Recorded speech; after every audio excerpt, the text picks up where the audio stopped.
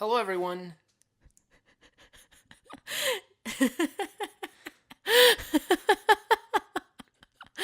It's Kayla. And Silas. And this is episode 1 of The Adventures of Kayla and Silas, a podcast about everything travel. Each week, we will cover travel topics that we find interesting and that we hope you will too. Kayla, are you excited? I'm super excited. You seem super excited. This is going to be fun, I think. Our first podcast. Are you nervous or just excited? I'm not nervous. I made you plan everything out, so I'm just here to share my wisdom. Good. All right. Well, I'm sure everyone's really excited about that. I'm sure they are. So today we're going to try and tackle the question, why travel? With our first podcast, we thought this was an apt question to answer. It should at least give us some ground on which to build our next episodes. So, without further ado, Kayla, let's learn a little about you and your travel experience. And this will help set up why you enjoy travel and why you would recommend other people travel as well. Right. So, even when I was really little, my family, we always went on trips every year, every summer. And we didn't usually go very far from home, but it was just something that we did. We explored, and pretty early on, I had a pretty incredible opportunity to go to Europe for a couple of weeks when I was 14. And I think that trip, even though it was super organized, one of those trips where you're on a tour bus the whole time and someone else tells you where and when to eat and go to the bathroom and all of those things. I got to see a good chunk of Europe, and at such a young age, I really decided, this is for me. I'm going to come back here. I want to study abroad.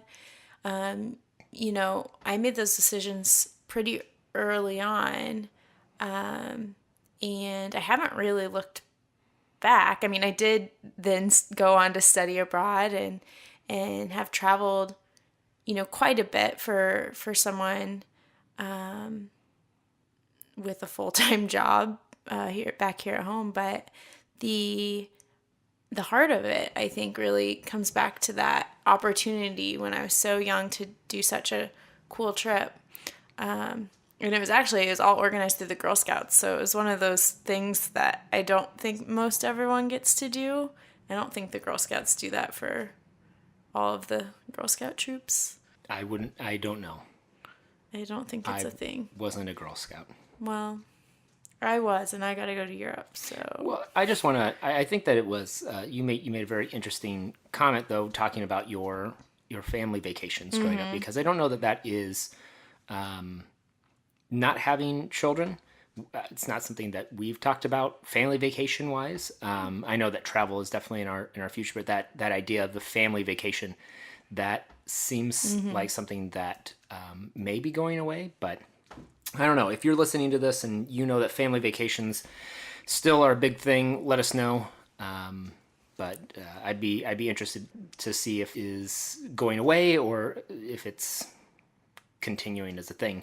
I had a very similar childhood where family vacations was the thing that we tried to do every summer, in taking trips mostly around the Midwest. I remember one of our big trips was up to South Dakota. Got to go to Mount Rushmore, and we got to go to the Badlands, and We did the same one. it was a lot of fun. I remember that it wasn't perfect, but we really had a lot of fun. One night it was raining and hailing really bad, and we decided to camp the whole way, and so we slept in the car all night, which, with my parents having 3 boys, they were really smart to just make sure that everything was an adventure and not scary or awful. So what are we doing tonight? We're going to sleep in the car tonight. It's going to be the best. And I was like, yes, I've always wanted to sleep in the car, which nobody has ever said, actually. So, except for 8-year-old Silas. So, Well, and I think the point you were trying to make earlier about this notion of family vacation, I do think that not that the notion has gone away, but that it's changed a little bit because growing up, we both grew up in the Midwest.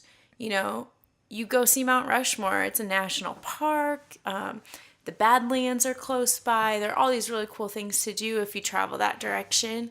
And it seems more and more, the friends we have with kids, I see things about going to Disney World or taking a trip to the beach, which are also interesting, fun family experiences. But I don't know that families are taking as much advantage of, the highway systems, the national park system, like maybe our parents did when we were younger. Maybe it was because, neither of our parents had maybe the money to go off jet setting across the world when we were little, but I don't think we have rich friends now either. So, Well, so the rest of my background in travel experiences was my study abroad adventures. I mean, you'd said that you got to study abroad and you've gone all over the world. For me, I ended up studying abroad in college, and after that experience, I was in the same boat that you were in when you were 14, which I think that's about the difference between you and I. Generally, you're usually about 8 to 9 years ahead of me on most things, so I'm always trying to play catch up here. But that study abroad experience for me really set in motion this idea that I want to see the world. I really want to try and go everywhere. And so I think that was just a life-changing experience for me, and one of the reasons why I really enjoy travel now.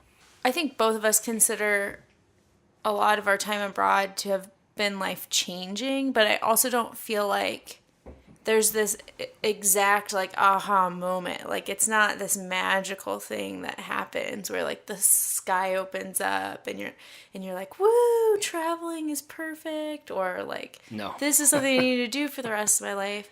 I just think it's that it's little things, right? It's well, let's talk through those, because there are definitely pros and there are definitely cons to traveling. And I think we both kind of thought about this before we started here, but what are some cons that you think about when traveling, or that people think about when considering traveling? I want to try and show that we recognize that it's not all rainbows and sunshine. Right. So. Well, I mean, I think the obvious ones are time and money. But everyone knows that. So, and I think they're easily offset by the pros that we'll bring up next. The other ones I hear a lot are kids. Seems to me, and we're not quite of the age where we have a lot of friends with young kids. Right.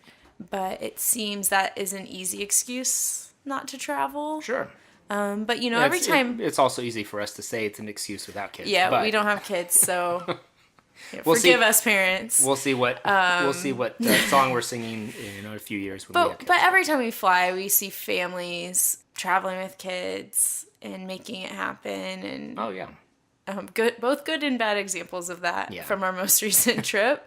But I also think that it's going to be important for us, as we grow as a family, to make sure that our kids do get to have experiences. Oh, absolutely. Like the ones we got to have when we were kids. The other thing that I think about in terms of con is, travel's just not always easy. It's not always comfortable. And for people who are really, married to their routines, I think it can be a bigger struggle. Mm-hmm. People who aren't as spontaneous or flexible, I think travel can be rough. And I'm talking about people whose personalities are that way. There are some people for which travel is extremely difficult because maybe they have a disability or something else that affects them in a way that travel becomes really, really difficult. So I don't want to downplay those folks at all. But for folks whose personalities just kind of, they need structure, routine, I can see how travel might be something that just doesn't really appeal to them. Well, yeah, and I think that it really depends on what your definition of travel is. And a lot of times when you look up, you just Google travel, reasons to travel or traveling, Traveling tips, it's almost always exclusively talking about international travel and getting out of the country and flying somewhere far away. But it really doesn't have to be that. I mean, like we were saying, driving from when we were growing up, we lived in Omaha, and driving from there to South Dakota was a long drive, but I mean, not a horribly long drive. Maybe a long drive for an 8-year-old, but not it wasn't the same amount of travel that it would have been to fly to Rome and try and do that adventure, which we just did with my parents a few weeks ago. So that was a lot of fun to be able to do that with them. They'd never left the country before, but we'll talk more about that another time. Well, and the other thing I think that when you see travel, when you're on Pinterest, for instance, and there's all these beautiful photos of these things you can go see all around the world, so many of them are beach related. Like, Yep. oh, vacation means you go and you sit on a beach. Right. And while we've enjoyed a beach or two, we're not really people that sit well for long periods of time, I don't think. Nope. And so we're much more apt to go explore a city or to go hiking somewhere. Right. I'm not really a water girl, and so I'm not usually one to hop in the ocean or even in a pool. That is true. We've been to the beach, ocean beaches Many times. half a dozen times. Have you ever seen me swim? Not once. Nope. Not a single time. It's not that I can't swim. Well, that's debatable. I have no proof. Yeah, you don't. I have zero examples. So you kind of touched on this, but I would say in addition to the cons that you had mentioned, the risks that are involved with travel. Transportation can go awry. Illness can happen all over the world. Another illness would be homesickness. I think that for a lot of people, just I don't know if it's FOMO, fear of missing out, or if it's some other worry, but what is happening with their friends and their friend group or at work or things, it's just an overwhelming thought to think, I'm going to miss all of that for a week or two, depending on your vacation, and then I'm going to have to come back and get caught up. And it's a lot easier to just not do that sometimes. But I think, though, that the pros outweigh the cons, and I think that a lot of times for anyone who may appear complacent, maybe just hasn't thought about why they would want to travel. Maybe it is that they don't, a lot of times traveling is a lot easier if you have somebody else who's a good travel partner. And I have traveled abroad before by myself. My first study abroad experience was going by myself. And I made it there, and I had a great experience, but it was, ever since then, as you and I traveled together, it's a lot easier to say, let's go together and let's go do this. And so I think that definitely is another barrier, and we'll talk more about this in a little bit, but a barrier to traveling is Your people. Yeah, not having, whether or not you have a community of people around you who want to travel. And so if you're thinking about how to overcome that, we'll talk about that in a little bit here. But I want to jump into the pros now. We've made travel sound like this horrible thing on our podcast about traveling. Traveling is super exciting, super rewarding. Kayla, what are some reasons that you feel are positives to travel, and even positive reasons that you personally travel? Right. I think probably the biggest reason, and I'll probably come up with 3 more that are the biggest reasons, but the biggest reason, number 1, is that my worldview grows every time that we travel or that I've traveled. And I think that's just invaluable, whether it's in my job or it's at the grocery store or it's walking down the street. Having been the places that I've been helps inform me about how to interact with people, about how to maybe think differently about the world, see the world from other points of view. That's not really a skill set that can be taught. It's one that Right. kind of has to be experienced. And Well, when I think about some of our country's greatest leaders, they all were people who had traveled the world, and they brought back innovations and they brought back concepts from other countries and other cultures that they were in a position to integrate into things that we take for granted now. And one of the biggest things I would say, and just an easily relatable topic for a lot of people, I would say is coffee shops and the outdoor patio and enjoying that opportunity. Even living in the Midwest here, where the majority of the time it's either incredibly too hot or incredibly too cold to be hanging out outside, it's still something that we really enjoy. So, what other things? well, I think there's definitely communication skills to be learned, not just actually traveling abroad, but just traveling around the country. The more chances you have to meet new people, the more opportunities you have to hone your communication skills. And of course, that's even more true when you're in a multilingual environment. And we're certainly not multilingual people. And so those communication skills go way above and beyond, I've learned Right. this other language, but how do we communicate kindness and thankfulness and hospitality, even when the people around us maybe don't speak the same language as us. And, I've talked about this before on our blog, not on our podcast, because Silas will remind me that this is episode number This 1. is episode 1. But on the blog, we've talked about it before, we're really, really privileged to live in a world where English dominates Right. the tourism industry. And so even still, though, there's always a situation where, you have to rely on more general communication skills because Yep. someone doesn't speak the language that you do.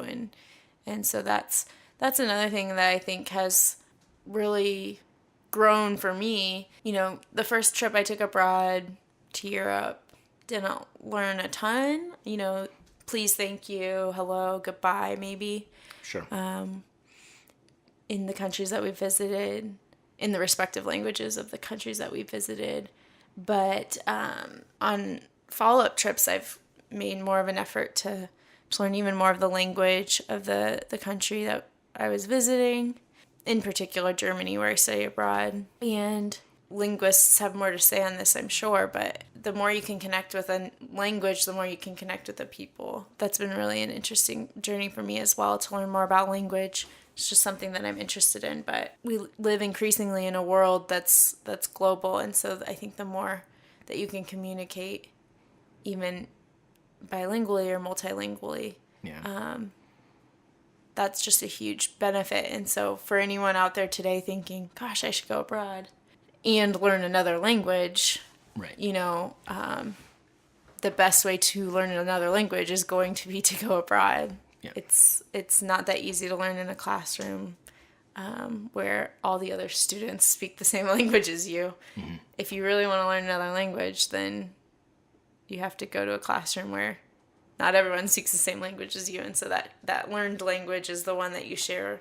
I remember when I lived in Germany, I took a German class with this teacher who didn't speak any English. She was Hungarian, and so her second language was German, and so we had to speak in German to our teacher, Right. and that definitely strengthened our language skills. So That's pretty cool. My list is, I'm going to say that you can find lots of different lists that talk about the pros of traveling, but for me, the things that I find as some pros are the stories that I gather. I love being a storyteller. I love consuming stories, and just the opportunity to gather stories from my own personal experiences is a lot of fun. Just a really silly story and a fun story to tell is from the time that we went to Budapest, and we decided to stop at a wine bar. I think, what was it? What was the name of the place? Doblo? yeah, means wine in Which means Hungarian. wine in Hungarian. It was very apt marketing, right in the name of their establishment, and we were sitting there and sampling some different wines, and we asked for a sweet wine, thinking we were getting a Riesling or a Moscato or something along those lines, but they came to us with a dessert wine menu and tried to sell us a wine tasting that was going to be basically $100 for a tasting of this wine. And luckily, Kayla was on top of the currency exchange rate and figured out that it was going to be $100 because I said, "Oh, a tasting. Well, it can't be that expensive." But I wasn't keeping track of how many forints equaled to how many dollars, and so it could have been a disaster. But I don't know. It was just a funny situation, and something that I learned from then on, that just defer to Kayla every time that I was confused about the exchange rate rather than trying to figure it out myself. Makes it a lot easier for me. But some other pros for me is that I'm a person who gets to learn by doing, and learning about the history of a place while you're in the place where history happened makes it a lot more vivid for me. Building friendships and creating those relationships is another huge benefit, a huge pro for me. I have a lot of friends all over the world, and having friends all over the world is really exciting when things happen in the news, either in our country or their country, just to get another perspective on it. During Brexit, we had several friends in the UK that we were able to talk to about that experience, and what you hear on the news isn't always fully representative on a person by person basis, how that's going to impact the country. And so getting their perspective on those happenings was really enlightening. So I don't know. Do you have any other things that you want to add to the pros list before we jump into what some barriers are to travel, and how we can help new travelers overcome those?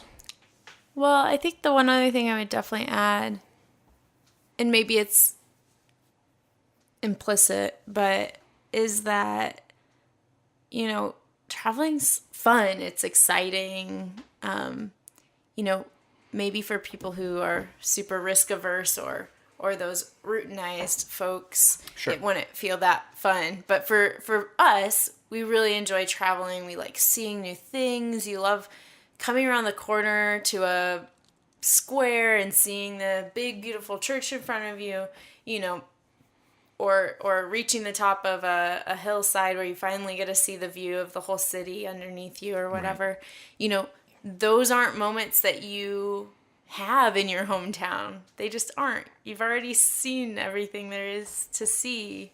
Even if you live in a town where there's probably really cool things, they probably aren't top of mind or things that you spend a lot of time doing, the things that tourists do in your own city. That's always hard. It's always very, would you go do that? Well, it's right next door. Let's go do this other thing because we live here. We can do it whenever, and then you never end up doing that. And we'll have to talk about staycations at some point, and just the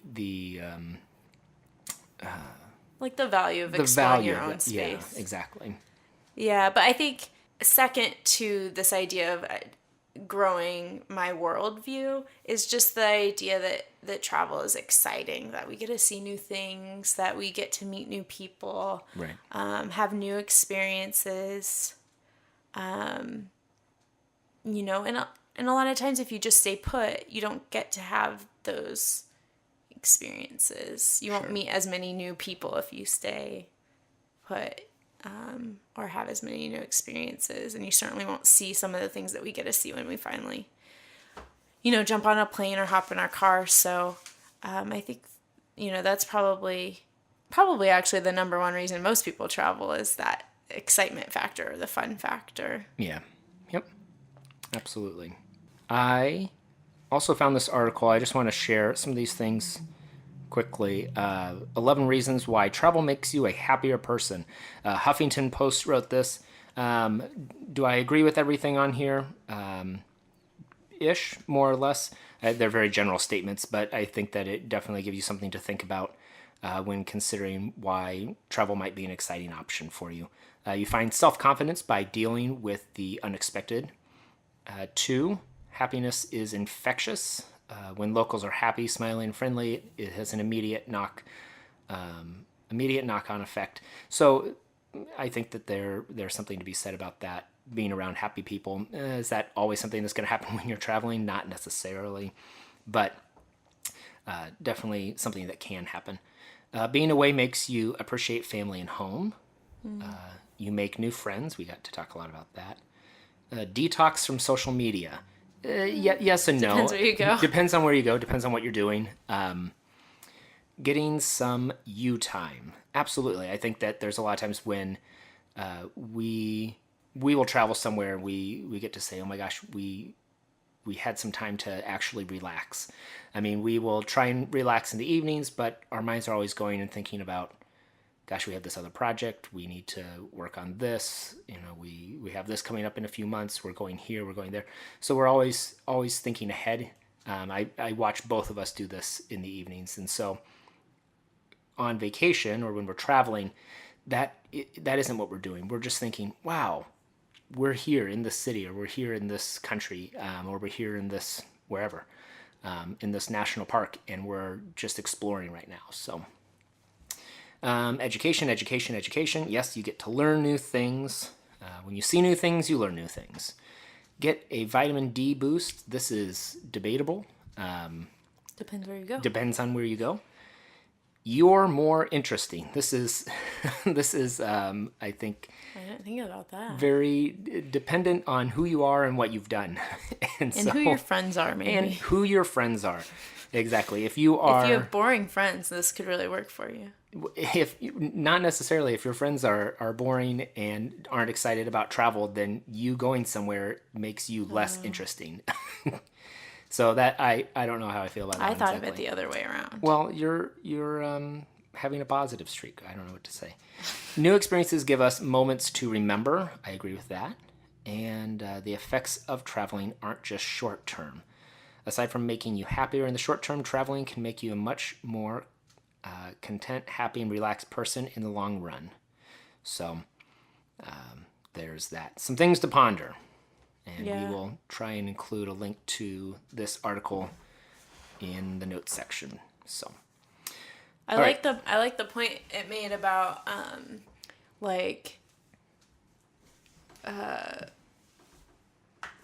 travel making you a more flexible person, just in general, because I think we've had plenty of experiences where things didn't go the right way and the bus never showed up, and well, this last trip I went up to the ticket booth and just said, I like tickets from the airport to the city center, and they said, here you go. And I didn't ask about the time. I just assumed that they would give us the next available bus, and instead I got tickets for a bus that was the bus was late. It was leaving later, and it was late, and so I think we waited for an hour before the bus showed up, and we watched like 5 or 6 other buses come and go in that time. So a little frustrating. Our poor Airbnb host. Oh yeah, waiting for us. Waiting. What a saint. But yeah, you just recognize that that's going to happen with travel sometimes, and. But I think my point is, I think that makes you more flexible in your life at home. Exactly. Too. No. Because when something happens at home that you're not expecting, you know better how to say, oh, okay. Well, yeah. This isn't my fault, and I can be mad at the bus driver all I want, but if my goal is to get to point B, being angry actually isn't going to help anything. Not at all. Not at all. Cool. Well, let's move on then and kind of wrap this up with a conversation about barriers to overcome for new travelers and some suggestions for how to overcome them. Some barriers that I think for people who are new to traveling would include cost. I mean, these are some of the things that we say are cons as well, but the cost for the trip and for instance, we just went to Rome, and that was one thing that my parents have never been out of the country before. And that was one thing that everyone asked them how are you affording this? Or, or making statements like, wow, it must be nice to be super rich because you're able to go on this trip.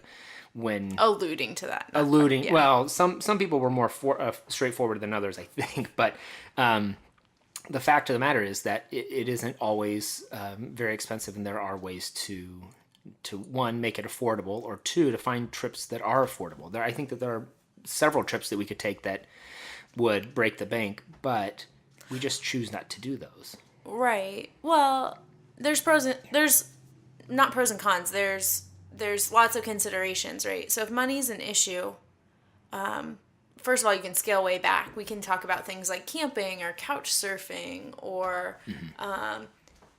visiting a city where you maybe have friends that you could stay with. So you eliminate accommodations as a cost. We can talk about things like packing food and bringing a cooler along. I'm sure we've both taken road trips like that with our families when we were younger. And the South Dakota trip was camping and a sandwiches giant in cooler the and a sandwich. Yep. Cooler with the sandwiches. Exactly. And you're still getting to see parts of the world that you've never seen before. Right. Now, can you go see, Machu Picchu in a car camping with sandwiches? No, it doesn't work that way. Not easily. But that's where, if money's an issue, easily. you can scale back a little bit, right? Right. But there's also ways. I just read this blog post the other day. This guy used basically credit card rewards. So the sign-on bonuses for credit cards, travel credit cards, to pay for this like super luxurious honeymoon. Yeah. Of course, he was planning on spending quite a bit of money on the wedding simultaneously, and so it made a little bit more sense, and he used all the bonuses to his advantage. So it's not something that you could necessarily repeat very often, but he got something like over $30,000 worth of free airfare and hotel rooms. Oh yeah. Out of that's that's crazy. And who has the time really to sit down and do all that? But if your biggest barrier to travel is that you're worried about money, there are some of those, and people call them travel hacks, but there are some of those travel hacks that maybe would work for you. Right. And we don't always look at that. Usually we're more like low budget people. So I'd rather take the cheapest flight than necessarily have like a United rewards plan where we only fly United. No. But, that might change over time too as we make decisions about, how comfortable we are being on the low budget end, and as hopefully we grow less low budgety. How about the barrier of I don't know where to go? That's so interesting to me because I don't understand you people that don't know where to go, because my bucket list is so long. But for those of you playing along at home, you can count the number of times in the upcoming podcast that Kayla says, I don't understand. It's one of her catchphrases. Go on. Well, but I also don't actually understand. But, there's a lot of places to get inspiration, right? Mm-hmm. Not just things like Pinterest, where if you type in, like, travel inspiration, there's, I'm sure, thousands upon thousands of hits. Yeah. But, listen to your friends and your family. They've been cool places. Yep. Your coworkers. There's things close by that are cool, that are interesting. If you're not sure about travel, start with something that's like a weekend trip, like 3 hours from home. Right. Yeah. You don't have to commit to a around the world trip day one. That's the point that I wanted to make with that, is that don't feel like the Great Wall of China is what it means to have traveled. Well, I haven't been to Europe, so I haven't traveled. No, getting your training wheels with something right around the corner is a great way to a great point to leap off from. So.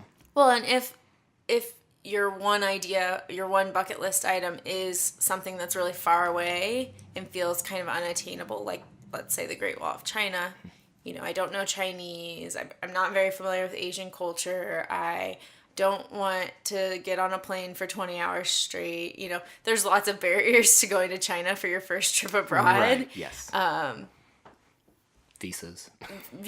Always a barrier. If that's your bucket list item is the Great Wall of China or something similar that just feels far away and foreign, you know, maybe try a few other things first. It's okay if it takes a little bit longer to get to the Great Wall of China because you do some baby steps along the way. Yep. I know we both have things on our bucket list that we haven't come close to visiting yet, just because Time and distance and money, distance, all of those things. So while we're hitting time in this list here, time is definitely a barrier for a lot of people. Finding the time.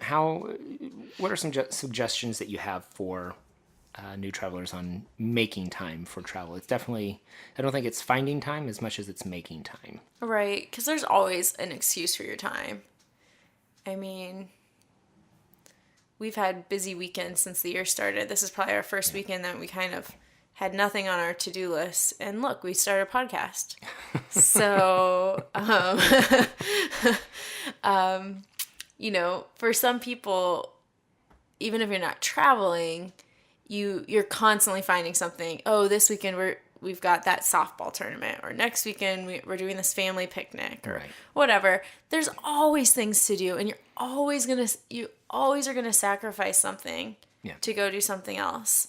I think that it's just really important that if you want to go somewhere, if you're thinking that you want to get out of town and go, you know, make your own experiences, get your own stories from these adventures, I think that's important to plan out farther in advance. That's just going to make it a lot easier for you too with the planning process and thinking through, you know, this is going to cost money. How can I save for that? And this is going to take time, but if I make it a priority, put it on the calendar, you know, far enough in advance, then it's not conflicting with other plans. Well, and we both do that, you know. Silas works from home. I have a day job, but I get good time off, and Silas's schedule is usually very flexible, but we have to plan ahead for his schedule to be flexible. And, you know, actually yesterday we just sat down, we were talking about the rest of 2017 practically, and just making sure that I had enough vacation time for all the things that we want to do. And I started blocking off some dates on my work calendar for trips that are kind of tentative still. And, you know, that will surely still change. We haven't actually, you know, officially said what we're going to do with the rest of the year. It's only the beginning of April, but, you know, the intent with that is that we are making time for things that are important to us. And right now, travel is really important to us. Right. And so we're making time for it. Even if we don't have all of the nuts and bolts figured out yet, you know, setting that time away on my calendar so that trip we want to take in June doesn't get pushed off to the side because my boss wants me to go to some conference. Well, those dates are already blocked off on my calendar, you know, and, you know, if my boss wants me to go somewhere, you know, maybe we rearrange our trip. That's always an option too. But that the intent, the planning ahead, the thinking. Well, and for people too that don't have as much, you know, luxury with vacation time, looking at there are definitely holidays that we all get off work for. Most of us should be getting off work for, and so looking at either what your weekends are or you know, long weekends. You know, those are great ways to get some travel.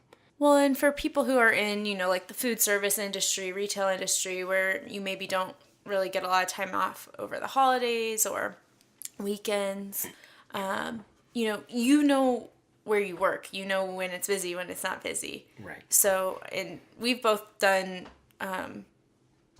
service and retail jobs in the past as well. You know, if you work at a restaurant, maybe you want to take a trip leave Monday morning and you'll be back by Thursday night to pick up your next shift at the restaurant or whatever. You know, those more lucrative shifts where you're making more money. You know, you guys know when it makes sense. My mom's an accountant for a pretty big company, and so she is super busy at the end of every month. Right. So they always go on vacation around the 15th because she's wrapped up the beginning of month stuff and she hasn't started really ramping up for the end of month stuff yet. That's how they plan their stuff, because she knows to plan around work. So it looks like we've talked about time, money as a barrier, and trying to find a place to go. The only other one that I would think would be a big barrier, and please, if you have other things that are holding you up, feel free to contact us about those, and we'd love to talk through some options for you. But the other big thing is not really feeling comfortable traveling by yourself. And so how are some ways that you would suggest finding a travel buddy, partner, friend, whatever word you want to use there? Yeah. Well, we can't make friends for people, especially people we don't know. We can't? Especially people we don't know who are listening. But, my immediate thought is that the safest, most organized way to travel is to do some sort of organized trip.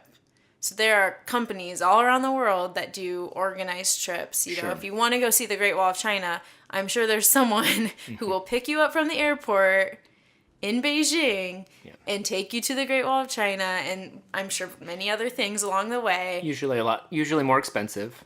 They're usually a little more expensive, those trips, but if you really get hung up on the idea of, oh God, what do I do if I get sick? Or what do I do once I arrive at the airport? Or how am I going to figure out my way around this major city where I don't speak the language? Yeah.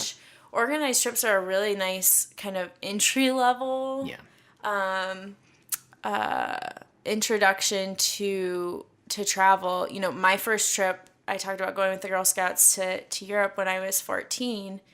That was very much an organized trip. Now, we were children, so it should have been. And ever since then, I've kind of said, it was a little too organized for me. We don't like that much structure to travel. But there's some places that you go where you're like, maybe I do want a little structure. Yeah. Another option that I think, the organized trips are definitely a great option. I think that another valid thing to consider for somebody who is considering going abroad, travel is not something that we will often talk about with our friends. Generally speaking, in society, it's not something that comes up as often as the weather. But if you think about the close friends that you have and the people that you want to share this decision with, and say, look, I'm looking at going abroad, or I'm looking at going to the coasts, or I'm looking at going to this national park, or I'm just looking to take a trip, and think about people that you feel comfortable spending a lot of time with in general, and they might actually be interested in taking that same trip if you just talk with them about it. So, and I have one other idea. Oh, so if you don't share. If you don't have any friends who want to travel with you, my I'm idea. Sorry. Yeah, we're sorry. My idea with the organized trip kind of is going to be echoed here, but hostels are actually a really great. If you're traveling solo, staying at a hostel is usually the cheapest place to stay, but it's also the best place to meet new friends.